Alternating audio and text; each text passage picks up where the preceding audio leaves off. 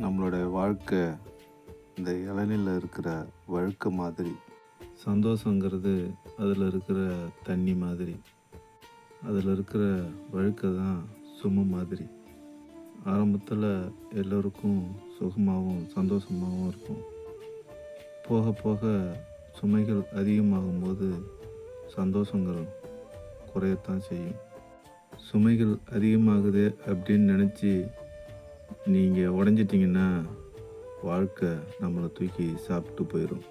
வாழ்க்கையில் ஒவ்வொரு அடியும் ரொம்ப பொறுமையாக நிதானமாக நாம் எடுத்துக்கிட்டோம்னா அந்த சுமையே செடியாகி மரமாகி காய்ச்சி குலுங்கும்போது சந்தோஷங்கிறது நிறையவே கிடைக்கும். அது வரைக்கும் ஒவ்வொரு நிமிஷமும் ரொம்ப பொறுமையும் நிதானமாகவும் இருக்கணும். நன்றி, வணக்கம், வாழ்க வளமுடன்.